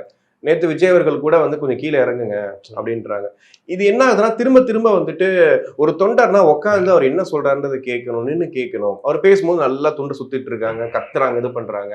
ஸோ விஜய் அவர்கள் பேசுறதை கேட்கறத விட அவர் பாக்குற கூட்டம் தான் அதிகமா இருக்கு. இது எப்படி வாக்குகளா வந்து சேரும்? நேற்று வந்து நிறைய தாய்மார்கள் வந்திருந்தாங்க, குழந்தைகளை கூப்பிட்டு வந்திருந்தாங்க. அதெல்லாம் வந்து ஒரு பாசிட்டிவா பேசினா கூட இளைஞர் பட்டாளம் வர்றாங்க. ஆனா யார்கிட்டயுமே அந்த ஒரு ஒரு கட்சி பற்றுன்ற மாதிரி எதுவும் இல்லையேன்ற மாதிரி கேட்கறாங்க. இது வந்து ஒரு அருமையான கேள்வி. நான் இதுக்கு பதில் சொல்லணும்னு நினைச்சுக்கிட்டே இருந்தேன். ஏன்னா தொடர்ந்து இந்த விமர்சனம் வச்சுட்டு இருக்காங்க. இந்த ஒரு கட்டமைப்பு பண்ணிக்கிட்டே இருக்கிறாங்க. அரசியல் மையப்படுத்தல, அரசியல் மையப்படுத்தல, அரசியல் மையப்படுத்தல ஒரு கட்டமைப்பு வச்சுட்டு இருக்காங்க. இது வந்து தாவேகாவுக்கு மட்டும் இல்லை, எல்லா கட்சி நிகழ்வுகளிலும் இது போல சில விஷயங்கள் ஒரு சிலரால நடக்கதான் செய்யும். இது வந்து எந்த கட்சியும் விதிவிலக்கு கிடையாது. புரியுதுங்களா? முதலமைச்சர் மு க ஸ்டாலின் வந்து ட்ரெயின்ல போயினே இருப்பாரு, பக்கத்துல டப்பான்னு ஒரு அரவுடுவாரு. அப்போ முதலமைச்சர் அரசியல் மையப்படுத்தலையா? முதலமைச்சருக்கே அப்ப அரசியல் மையப்படுத்தலையான்னு கேட்கறேன். அமைச்சர் போவாரு, கள்ள கொண்டடிப்பாப்புல. எதுல அவன ஒருத்தன் கள்ள கொண்டடிப்பாரு அமைச்சர். அப்ப அமைச்சர் அரசியல் மையப்படுத்தலையா? அப்ப நம்ம வந்து ஒட்டுமொத்தமா முதலமைச்சர் அரசியல் மையப்படுத்தல, திமுகவுடைய அமைச்சர்களுக்கே அரசியல் தெரியல, திமுகவுக்கே அரசியல் தெரியலன்னு சொன்னா ஒத்துப்பாங்களா? ஒரு அமைச்சர் வந்து பொன்முடி அவ்வளவு கீழ்த்தரமா இழிவா ஆபாச வார்த்தை பேசிக்கிட்டு இருக்காரு. அமைச்சர், நான் மத்தவங்களை பத்தி கூட பேசலங்க, அமைச்சர் பேசிட்டு இருக்காரு. அப்ப ஒட்டுமொத்த அமைச்சரும் இப்படிதான் ஆபாசவாதிகள், ஒட்டுமொத்த அமைச்சர்களுமே அரசியல் மையப்படுத்தல அப்படின்னு சொன்னா திமுக ஒத்துக்குமா? அப்போ இது எல்லா கட்சிகளும் நிகழக்கூடிய ஒரு நிகழ்வு. மழை வெள்ளம் நடக்கும், 3 மணிக்கு தான் துணை முதலமைச்சர் வீட்டுல இருந்தே வெளியில வருவார். அப்ப என்ன அரசியல் மையப்படுத்திருக்கீங்க? துணை முதலமைச்சரா இருக்காரு அப்படின்னு நம்ம கேள்வி கேட்டா சும்மா இருப்பாங்களா? நீங்க சொல்ற கருத்துக்கள் யாரோ ஒருத்தர், ஒரு தொண்டர் வந்து மரத்து மேலே ஏறிட்டாரு, இதை பண்ணிட்டாருன்னு நீங்க சொல்றீங்க. விசிகாவோட கூட்டம் நடக்குது, அண்ணன் திருமாவளவன் பேசுறாரு, நீங்க வந்து கம்பிகள்லாம் எடுத்துட்டு போயிருந்தீங்க ஒவ்வொரு மாநாட்டிலையும், நாங்க அதுக்கு வந்து பேமெண்ட் பண்ண வேண்டியதா இருக்குது, அந்த காசை நாங்க பேர் பண்ண வேண்டியதா இருக்கு அப்படின்னு அவர் சொல்றாரு. அப்ப அந்த கூட்டம் அரசியல் மையப்படுத்தப்படலையா? இல்ல, இப்ப அவரும் சேர்த்துமே தான் விமர்சனம் பண்ணிருக்காரு. எல்லாருமே தான் சொல்றோம், எல்லா கட்சிகள்லயும் இது நடக்குதுன்றது எல்லாருக்கும் தெரியும். எல்லா கட்சிகள்லயுமே இது போன்ற பிரச்சனைகள் இருக்கும். அக்கா கனிமொழி சொல்லுவாங்க, மரத்து மேல இருந்து கீழே இறங்குங்க, மேல நிக்காதீங்க, இறங்குன்னு அக்கா கனிமொழியோட கூட்டத்துல நடக்கும். அதே மாதிரி பாதுகாப்பு குறைபாடுகள் இருக்கும். அண்ணன் ஆர் ஆசா பேசிக்கிட்டே இருப்பாரு, அண்ணன் ஆர் ஆசா பேசிக்கிட்டே இருப்பாரு, கரண்ட் கம்பெனி டபாரும் சாயம். அப்ப இது எல்லா கூட்டங்களையும் நடக்கும். இது வந்து திட்டமிட்டு நடத்தப்படுறதோ, இதனாலேயே வந்து ஒரு கூட்டமோ ஒரு அரசியல் கட்சியோ அரசியல் மையப்படுத்தல அப்படின்னு சொல்றது திட்டமிட்ட நரேட்டிவ். இல்ல, விஜய் அவர்களுக்கு கொஞ்சம் அதிகமா இருக்கான்னு நான் கேட்கிறேன். ஏன்னா கிடையாது, அவரை பாத்துறணும், அவரை ஒரு அதிகமா இருக்கு அப்படிங்கிறது எப்படின்னா, மீடியாக்கள்ல அதிகமா கவனம் பெறுது, அவ்வளவுதான். இது எல்லா கட்சி கூட்டங்களும் நடக்குது. ஆனா மீடியாக்கள்ல அதிகமா கவனம் பெறுது. எத்தனை இடங்கள்ல வந்து நீங்க வந்து மற்ற கட்சி அலுவலக வாசல்கள்ல வந்து பெண்கள் நடனம் ஆடுறதையும் ஆண்கள் நடனம் ஆடுறதையும், எத்தனை பேர் குடிச்சு நடனம் ஆடுறதும் நம்ம பழைய காலங்களில் பார்த்திருக்கோம். அந்த வீடியோக்கள் எல்லாம் வரும். அப்ப இன்றைக்கு வந்து என்ன பண்றாங்கன்னா, தாவேகாவை நோக்கி அந்த கவனம் அதிகமாக இருக்கிறதுனால உங்களுக்கு அதிகமா தெரிய தவிர்த்து இது எல்லா கட்சிகள்லயும் இது போன்ற சில விஷயங்கள் நடக்கதான் செய்யும். இதனாலேயே ஒரு கூட்டம் அரசியல் மையப்படுத்தப்படல இல்ல அப்படின்னு நம்ம சொல்ல முடியாது. புரிஞ்சுக்கலாம்னு சொல்றேன்ல. இவ்வளவு விஷயங்கள் வருது, இவ்வளவு ஃபோக்கஸ் பண்றாங்க, நீங்களே சொல்றீங்க. ஆனா தொண்டர்கள் என்ன நினைக்கணும்? ஓகே, நம்ம இப்படி பண்ணா நமக்கு தலைவருக்கு வந்து அது பாதிப்பா இருக்கு, நம்ம கொஞ்சம் மாத்திக்கலாம் அப்படின்ற அந்த புரிதல் ஏன் வரல? அதற்காக தான் அந்த புரிதலை வந்து ஏற்படுத்தணும். இன்னும் வந்து எல்லாரையுமே வந்து தொடர்ந்து அரசியல் மையப்படுத்தி கொண்டு இருக்கணும்ன்றதுனாலதான் ஒவ்வொரு மீட்டிங்கும் தலைவர் கடிதம் எழுதுறாரு. எந்த கட்சி தலைவர் எழுதியிருக்காரு நீங்க சொல்லுங்க? ஸ்டாலின் எழுதியிருக்காரா? ஸ்டாலின் அவர்களுடைய திமுக நடக்கக்கூடிய கூட்டங்கள்ல மதுபானம் வச்சு வந்து கூட்டிட்டு வராங்க, மதுபானம் வச்சு சாப்பாடு கொடுக்குறாங்க. அந்த போட்டோஸ் வெளியில வந்துச்சு ஒரு மாவட்டத்துல. அப்ப ஸ்டாலின் அதுக்கு வந்து அறிக்கை கொடுத்தாரா, கண்டனம் தெரிவிச்சாரா? இந்த மாதிரிலாம் பண்ணாதீங்க, இதெல்லாம் தவறு, இது போல நடக்கூடாதுன்னு சொல்லி இருக்கிறாரா? அவருடைய கூட்டத்துக்கு வரும்போது வந்து ஹெல்மெட் அணிஞ்சிட்டு வரணும், 2 வீலர்ல அவாய்ட் பண்ணுங்க, இது போன்ற முதியோர்கள் வயதானவர்கள்லாம் வராதிங்க, பிரெக்னன்சியா இருக்கவங்க வராதிங்க அப்படின்னு இன்னைக்கு அவர் சொல்லியிருக்கிறாரா? அப்ப ஒவ்வொரு கூட்டத்தையும் எங்க தலைவர் சொல்றாருல்ல, அந்த அறிவுரையை கொடுக்குறாருல்ல. தொடர்ந்து அந்த கார் கூட ஆக்சுவலி ஒரு பெரிய பிரச்சனையாக தான் வந்துச்சு. அது கூட நேற்று ஒரு செய்தி, உடனடியா வந்து ஏதோ காரே வாங்கி தராம ஏமாத்திட்டோம் அப்படின்னு சொல்லி ஒரு செய்தி ஒன்று பரப்பி விடுறாங்க. அதற்கு பிறகு அவர் பேட்டி கொடுத்துருக்காரு, அப்படிலாம் கிடையாது, அவங்க எல்லா பணிகளையும் கரெக்டாக செஞ்சுட்டு இருக்காங்க, எனக்கு வாங்கி தரதுக்கான எல்லா வேலையும் நடத்திட்டு இருக்காங்க, இது போல பொய்யான செய்திகளை பரப்பாதீங்கன்றாங்க. நம்ம என்ன சொல்றோம்? ஒரு விஷயத்தை வந்து கொஞ்சம் கொஞ்சமா நாங்கள் மாத்திக்கிட்டே இருக்கோம், அரசியல் மையப்படுத்துறோம், எல்லாமே நாங்கள் பண்ணிக்கிட்டு இருக்கிறோம். தலைவர் வந்து தொடர்ந்து ஒவ்வொரு தடவையும் வந்து கடிதங்கள் எழுதுறாரு தொண்டர்களுக்கு, இப்படிதான் வரணும், இப்படிதான் நடந்துக்கணும், இப்படிதான் செய்யணும், இதை செய்யக்கூடாதுன்னு அப்படின்னு சொல்லிட்டு இன்ஸ்ட்ரக்ஷன்ஸ் கொடுக்குறாரு. இன்றைக்கு மற்ற கட்சி தலைவர்கள் இந்த இன்ஸ்ட்ரக்ஷனை கொடுக்கறதுக்கு கூட தயாராக கிடையாது. அந்த இன்ஸ்ட்ரக்ஷனே கொடுக்கறது கிடையாது. இல்ல, இப்ப இந்த ஒரு பெரிய ஒரு கேள்வி என்னன்னா, இவ்வளவு நாள் விஜய் எங்க போனாரு? அது ஒரு பெரிய கேள்வியா இருக்கு. இப்போ ஒவ்வொரு தொகுதி சார்ந்த பிரச்சனைகளை பேசல அப்படின்னு சொன்னாங்க. நீங்க ஆக்சுவலி பழைய நேர்காணல சொல்லியிருந்தீங்க, தொகுதி சார்ந்த பிரச்சனைகளை எடுத்துக்கிட்டு இருக்காங்க, அதை கண்டிப்பா பேசுவாரு அப்படின்ட்டு. அது ஒரு பேப்பர்ல வச்சிருக்காரு, டக்கு டக்குன்னு அதை படிச்சு பேசுறாரு. அப்படின்னும் போது ஒரு எதிர் விமர்சனம் என்ன வருது அப்படின்னா, ஏன் இவ்வளவு நாள் விஜய் இதெல்லாம் தெரியாதா? இவ்வளோ நாள் வந்து அவர் தமிழ்நாட்டில் இருக்காரு, படங்கள் நடிக்கிறாரு, சின்ன சின்ன நடிகர்கள்லாம் வந்து இன்னைக்கு வந்து ஒரு பெரிய உதவிகள்லாம் பண்ணுறாங்க. விஜயகாந்த் அவர்களை முன்னிட்டு சொல்றீங்க. அவர் வந்து எத்தனையோ இடத்துல போய் நேரடியாக நின்றுருக்காரு. அப்படிலாம் இருந்த ஆளுங்க மாதிரி இன்னைக்கு வந்து விஜய் அவர்கள் ஒரு பேப்பர்ல படிச்சுட்டா போதுமா, பிரச்சனை தீர்ந்துருமா அப்படிங்கிற அந்த ஒரு விமர்சனம். இந்த கேள்வியை கேட்கற வந்து 30 வருஷமா கோமால இருந்தானா? இந்த கேள்வி கேட்கறவங்க 30 வருஷம் கோமால இருந்தானே கேட்கறேன். 30 வருஷம் வந்து மக்கள் இயக்கமாக சர்வீஸ் பண்ணிருக்கோன்றது பல இடங்களை பதிவு பண்ணிட்டே இருக்கிறோம். நற்பணி மன்றமாக, ரசிகர் மன்றமாக, மக்கள் இயக்கமாக ஒவ்வொரு இடங்கள்ல சொல்றீங்க. அப்போ வந்து ஒரு நடிகராக இருக்கும்பொழுது மக்களுக்கு என்ன சர்வீஸ் பண்ண முடியுமோ மாவட்ட வாரியாக, தொகுதி வாரியாக, கிளைக்கழகம் வரைக்கும் செஞ்சிருக்கிறோம். அதன் வெளிப்பாடாக தான் சுயேட்சையாக போட்டி நின்று உள்ளாட்சி தேர்தலில் வந்து 120க்கும் மேற்பட்ட இடங்கள்ல எங்களுடைய தோழர்கள் ஜெயிச்சாங்கன்னு நம்ம சொல்லியிருக்கிறோம். அப்போ நாங்கள் அந்த பணிகளை தொடர்ந்து செஞ்சுட்டு வரோம். ஒரு அரசியல் கட்சியாக துவங்கிய பிறகு ஒரு ஆளுங்கட்சியை நாங்கள் எதிர்க்கிறோம். மக்கள் விரோத ஆட்சியை நாங்கள் எதிர்த்து அரசியல் கட்சி தொடங்குறோம். அந்த ஆட்சியை கொடுக்கணுன்றதுக்காக நாங்கள் வந்து ஒரு ஜனநாயக ஆட்சி கொடுக்கறதுக்காக நாங்கள் வரோம். அப்படிங்கிறப்ப அப்போ ஆளுங்கட்சியை எதிர்க்கிறோம். அப்போ நாங்கள் வந்து இப்போ தேர்தல் வந்து இன்னும் ஒரு 8 மாத காலங்களில் இருக்குது. மக்களை சந்திக்கிறோம். மக்கள் சந்திப்பு நிகழ்வுகளை வந்து நாங்கள் நடத்துகிறோம். வெளியில் வான்னு கூப்பிட்டீங்க. இப்போ வெளியில் வந்துட்டோடனே அழுதுகிட்டு இருக்கீங்க. கேட்குற கேள்விக்கு பதில் கிடையாது.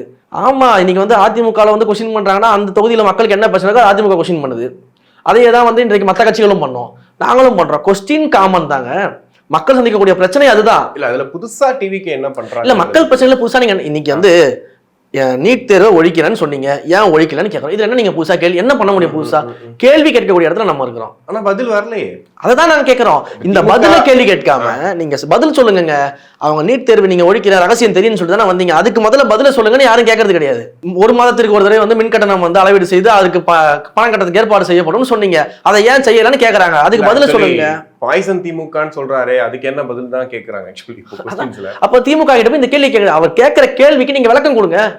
நீங்க செஞ்சீங்களா இல்லையா? திருச்சியில இன்னைக்கு அவ்வளவு பிரச்சனைகள் அவர் பட்டியலிட்டு இருக்காரு. KN நேருவோட பதில் என்ன? அவர் சொன்ன பிரச்சனைகள்லாம் நீங்க வந்து செஞ்சு முடிச்சிட்டீங்களா? செஞ்சீங்களான்னு கேட்கறீங்க. செஞ்சுட்டேன்னு சொல்லி ஆதாரத்தை காட்டுங்க. தைரியமான ஆளா இருந்தா அன்பில் மகேஷ் ஆதாரத்தை காட்டட்டும், முதலமைச்சர் ஆதாரத்தை காட்டட்டும். ஏன் காட்ட மாட்டீங்க? இதை காட்டாம உட்காந்துக்கிட்டு கொள்கை இல்லாத கூட்டம், எந்த கொம்பன் என்ன தொட முடியாது, அதை பண்ணிடுவேன், இதை பண்ணிட முடியுமா, நாங்க யாரு தெரியுமா? முதல்ல கேட்ட கேள்வியே உங்களால பதில் சொல்ல முடியல. அப்புறம் நீங்க யார் தெரியுமானா? இல்ல இதை தாண்டி நெருக்கடின்னு சொல்றீங்கல்ல. தாவேக்கா வந்து ஒரு விஷயம் பண்ண நெருக்கடி கொடுக்குறாங்கன்ட்டு நேற்று அந்த சுற்றுப்பயணத்தை பார்த்தோம். ஆக்சுவலி தொண்டர்கள் தான் அதை லேட் பண்ணது. ஆக்சுவலி லேட் ஆனதுக்கு எல்லாரும் ரீசனுமே தொண்டர்கள் தான். இதை தாண்டி திமுக என்ன நெருக்கடி? 23 ரெஸ்ட்ரிக்ஷன்ஸ் கொடுத்துருக்காங்க. எங்களுடைய பார்ட்டியோடைய இந்த ஈவெண்ட் கண்டக்ட் பண்றதுக்கு 23 ரெஸ்ட்ரிக்ஷன் கொடுத்துருக்காங்க. ஒரு சிலதை மட்டும் எங்களுடைய கட்சியினுடைய சிடிஆர் நிர்மல்குமார் கூட ஒரு பேட்டி கொடுத்திருந்தாரு. நீங்க அதை எடுத்து பாருங்க. நான் என்ன கேட்குறேன்னா, ஒரு ரேலி நடக்குது, பொதுமக்கள் வராங்க, அங்கே பிரச்சாரம் பண்ண போகிறாங்க, இல்லை வந்து பரப்புரை நடத்துகிறாங்க அப்படின்னா குச்சிகளை பயன்படுத்தக்கூடாது அப்படின்னு ஒரு இன்ஸ்ட்ரக்ஷன். சரி, அப்போ கொடியை எதில் நீங்கள் கட்டி எடுத்துகிட்டு வருவீங்க? PVC, குச்சி, பிளாஸ்டிக்கோ எதுனாலுமே அது அதே வகையை சேர்ந்தது. அப்போ நீங்கள் கொடியை எதில் கட்டி எடுத்துகிட்டு வருவீங்க? ஒரு கட்சி மீட்டிங் நடக்குது, ஒரு கட்சி சார்பாக நடக்குது, ஒரு கட்சி தலைவர், அப்போ கொடி காட்டக்கூடாதா? சரி, கட்சி தலைவர் வந்து வேனுக்கு உள்ளாக அமர்காப்புக்கு தானே சொல்றாங்க. மற்ற கட்சிகள் எப்படி கொடி பயன்படுத்துறாங்க? இன்னைக்கு உதயநிதி ஸ்டாலின் போராட்டத்தில் எப்படி கொடியை பயன்படுத்துறாங்க, முக ஸ்டாலின் போராட்டத்தில் எப்படி கொடியை பயன்படுத்துறாங்க? அங்கேயும் நீங்க அதே குச்சி தானே பயன்படுத்தக்கூடாது நீங்க சொல்லியிருக்கீங்களா? அவங்க சொல்றது பிரதமர்கள் வரும்போது கூட இந்த ரெஸ்ட்ரிக்ஷன்லாம் இருந்துச்சுங்க. இது என்ன புதுசா? சரி, எந்த இடத்துல வந்து உதயநிதி ஸ்டாலினையோ முக ஸ்டாலினையோ பிரதமரையோ நீங்க வாகனத்துக்குள்ளேயே உட்கார்ந்து தான் வரணும், வெளியில எல்லாம் வந்து நீங்க கை காட்டக்கூடாது அப்படின்னு யாராவது சொல்லியிருக்காங்களா? ரோட் ஷோக்கு அனுமதி இல்லை அதான் சொல்லியிருக்காங்களான்னு கேட்கறேன். பிரதமர் வந்து காருக்கு வெளில வந்து கழுத்து வந்து கை காட்டலையா? மற்றவங்களாம் ரோட் ஷோ பண்ணலையா? எங்களை பார்த்துட்டு வந்து நானும் பண்ணியே தீருவேன் ரோட் ஷோ அப்படின்னு சொல்லிட்டு உதயநிதி போலையா? அப்போ அவங்களுக்கு அந்த ரெஸ்ட்ரிக்ஷன் கொடுத்தீங்களா? நீங்க வெளியிலேயே வரக்கூடாது சார், நீங்க உள்ளே தான் உட்காந்துருக்கணும் சார், வெளிலலாம் வந்து கையெல்லாம் காமிச்சிடக்கூடாது சார் சொல்லியிருக்கீங்களா? ஏன் சொல்ல மாட்டீங்க? இல்லை, ஒரு க்ரௌடு பெருசா வந்து ஃபார்ம் ஆயிடுமேன்ற அந்த ஒரு தான் சொல்லி. அப்போ அவங்களுக்கு ஃபார்ம் ஆகாதுன்னு ஒத்துக்கிறீங்களா? எங்க தலைவர் போனா பெரிய க்ரௌடு ஃபார்ம் ஆகும், அதனால இந்த ரெஸ்ட்ரிக்ஷன் உதயநிதிக்கெல்லாம் கூட்டம் வராதுங்கன்னு சொல்லிருங்க ஓப்பனா. அவருக்கெல்லாம் கூட்டம் வராதுங்க, அதனால நாங்க ரெஸ்ட்ரிக்ஷன் கொடுக்கல. விஜயவர்களை பார்க்கணும்னே ஒரு கூட்டம் கூடுது இல்லையா? அதுக்காக கேட்கிறேன். அந்த அட்லீஸ்ட் ஒரு அரசியல் கட்சி ஒரு துணை முதலமைச்சரை பார்க்க கூட்டம் வராதா? அப்ப அந்த ரெஸ்ட்ரிக்ஷன் கொடுக்க மாட்டீங்க? இந்தியாவிலே நம்பர் 1 கட்சின்றீங்க, இந்தியா கூட்டணியை வழி நடத்துற கட்சின்றீங்க, முதலமைச்சரை பார்க்க கூட்டம் வராதா? அப்போ வராதுன்னா ஆமாங்க, அவருக்கெல்லாம் கூட்டம் வராதுங்க, முதலமைச்சர் இருந்தா கூட அவர் கூட்டம் வராது, அதனால நாங்க ரெஸ்ட்ரிக்ஷன்லாம் கொடுக்க மாட்டோம். நீங்க முதலமைச்சர் கூட உங்களை பார்க்க கூட்டம் வருங்க, அதனால தான் என்ன விஷயத்துல நெருக்கடி கொடுத்தாங்க உங்களுக்கு? நீங்க தான் நேற்று சொல்றீங்களா இந்த கரண்ட்டை கட் பண்றது. இதுல வேற புதுசா ஒரு மாடல், ஆம்புலன்ஸ் மாடல் திமுக தெரியுமா உங்களுக்கு? ஆம்புலன்ஸ் மாடலா? ஆமா, அதிமுகவுடைய கூட்டங்கள் நடக்கும்போது எடப்பாடி அவர்கள் பேசும்போது உள்ள ஆம்புலன்ஸ் வரும். எங்களுடைய கூட்டம் நடந்துட்டு இருக்கு, தலைவர் பேசுறதுக்காக மேலே ஏறி நின்று மைக்க முடியாது, ஆம்புலன்ஸ் வருது. எப்பறம் அவ்வளவு நேரம் வராத ஆம்புலன்ஸ் தலைவர் பேசுற போது வருதுன்னு பாத்துக்கிட்டு இருக்கோம். சரி, உடனடியா நாங்க அந்த வழியை கொடுத்துட்டோம், அதெல்லாம் பண்ணிட்டோம். அப்ப இது ஒரு புது நீங்க சொல்ல முடியும், அது எதர்ச்சியா நடக்கிற விஷயம். தொடர்ந்து இது வந்து அதிமுக கூட நடந்துட்டு இருக்குன்னு சொல்லிட்டு அவங்க குற்றச்சாட்டு வச்சிட்டு இருக்காங்க. சொல்றாங்க திமுக நடக்கிற கூட்டங்கள் ஏன் ஆம்புலன்ஸ் வரது இல்ல? ஒரு சில இடங்கள்ல வரதான கூட்டமே இல்லன்றீங்களா? சில இடங்கள்ல வருது இல்லைங்க, எங்க ஒரு கூட்டம் முதல்ல வந்து கூட்டம் இருக்காது. ஃபர்ஸ்ட் ஒண்ணு அங்க கூட்டம் கிடையாது. கூட்டம் இருந்தாதான் அந்த பிரச்சனை. அங்க கூட்டமே கிடையாது முதல்ல. அப்படி இருந்தாலும் அங்க நடக்காது, ஏன் இந்த கட்சிகளுக்கு மட்டும் நடக்குது? அப்ப இதுல வந்து ஒரு கேள்வி இருக்குதா இல்லையா? அப்ப இது போன்ற விஷயம் நடக்குது. அண்ணன் சீமான் அவர்கள் கூட்டத்தில் கூட ஒரு தடவை ஆம்புலன்ஸ் போச்சுன்னு சொல்லிட்டு மேடையில பேசியிருக்காரு, தெரியுமா உங்களுக்கு? அப்ப இந்த மாதிரியான விஷயங்கள்லாம் நடக்குது. அப்ப இதெல்லாம் நம்ம பாக்குறோம். தொடர்ந்து இந்த நெருக்கடிகள் கொடுக்கறது, ஏதாவது ஒரு வகையில வந்து நம்ம வந்து எதையா இந்த கூட்டத்தை வந்து நம்ம ஒரு நெகட்டிவ் பாயிண்ட்ல கொண்டு போய் நிப்பாட்டிடணும். அவர் என்ன கேள்வி கேட்கிறாரு, மக்கள்கிட்ட என்ன பேசுறாரு, மக்கள் சார்பா என்ன பேசுறாரு, அதுக்கெல்லாம் நம்ம பதிலே சொல்லிடக்கூடாது. நம்ம ஆம்புலன்ஸை விடுவோமா, கரண்ட்டை கட் பண்ணுவோமா, நம்ம என்ன இன்னும் ரெஸ்ட்ரிக்ஷன்ஸ் போடலாம், இன்னும் என்ன மாதிரியான உட்காந்து யோசிப்பாங்க. அறிவாலயத்தை வந்து ஒரு ரூம் எடுத்து உட்காந்து நைட்டு ஃபுல்லா யோசிச்சு இவருக்கு இந்த ரெஸ்ட்ரிக்ஷன்ஸ்லாம் கொடுத்தாதாங்க நல்லா இருக்கும், இதெல்லாம் கொடுப்போங்க அப்படின்னா. இல்ல இப்போ வீக்கெண்ட் அரசியல் பண்றாரு, இவ்வளவு நாள் வந்து ஒர்க் ஃப்ரம் ஹோம், இப்போ வீக்கெண்ட் அரசியல் பண்றாரு ஒண்ணு. இன்னொன்று, நேற்று நடந்ததை பார்க்கும்போது அவ்வளோ போலீஸ் அவ்வளோ பேர் கட்டுப்படுத்தியுமே கட்டுப்படுத்த முடியல. கிட்டத்தட்ட வந்து ஒரு நாளை கடந்து ஒரு பரப்புரை போயிட்டு இருக்கு. அப்போ அடுத்தடுத்து அனுமதி கொடுப்பாங்கன்னு நினைக்கிறீங்களா? ஏன்னா இதுக்கே ஒரு ரெஸ்ட்ரிக்ஷன் சொன்னீங்க. தடுத்து பாருங்க, அனுமதி கொடுக்காம தடுத்து பாருங்க. அனுமதி கொடுக்க முடியாதுன்னு தடுத்து பாருங்களேன், அதுக்கப்புறம் தெரியும் உங்களுக்கு தமிழக வெற்றி கழகம்னா என்ன அப்படிங்கிறது தெரியும், எங்கள் தலைவர் யாருன்றது உங்களுக்கு தெரியும். சும்மா இந்த பூச்சாண்டியெல்லாம் காட்டக்கூடாது. நான் என்ன சொல்றேன்னா, ஒரு கூட்டம் வருதுன்னா நீங்க வந்து நான் திரும்ப நாங்கள் தான் தெளிவாக சொல்றேன். மாநாட்டில் மிகப்பெரிய கூட்டத்தை பார்த்தீங்க, பரந்தூருக்கு போகும்போது மிகப்பெரிய கூட்டத்தை பார்த்தீங்க, கோயம்புத்தூர்ல மிகப்பெரிய கூட்டத்தை பார்த்தீங்க, மதுரையில மிகப்பெரிய கூட்டத்தை பார்த்தீங்க. அப்ப ஆட்சியாளர்களுக்கும் காவல்துறை அதிகாரிகளுக்கும் இவர் வந்தா இப்படிதான் இருக்குன்றது நல்லா தெரியும். இந்த ஒர்க் ஃப்ரம் ஹோம் வெளியில வரமாட்டாரு. நீங்க தானே இவ்வளோ ரெஸ்ட்ரிக்ஷன் கொடுக்குறாங்க. ஒர்க் ஃப்ரம் ஹோம் வெளியே வரமாட்டாரு. நீங்க இன்னைக்கு வெளியில வந்தா இவ்வளவு பெரிய கூட்டம் கொடுத்து சமாளிக்க முடியலங்கிறீங்க. வீக்கெண்ட் பாலிட்டிக்ஸ்ன்றீங்க. இன்றைக்கு வந்து வீக்கெண்ட்ல வேலைக்கு போறவங்களுக்கு தொந்தரவு இல்லாம, பள்ளி கல்லூரிகளுக்கு போற தொந்தரவு இல்லாம ஒரு சனிக்கிழமையில நடத்தும் பொழுது நீங்க வந்து இவ்வளவு வந்து பயந்து அழுது புலம்பிட்டு இருக்கிறீங்க. அப்ப தினசரி போனா நீங்க என்ன பண்ணுவீங்க? அப்ப நாங்க திட்டமிடல் சரியா தானே பண்ணிருக்கிறோம்.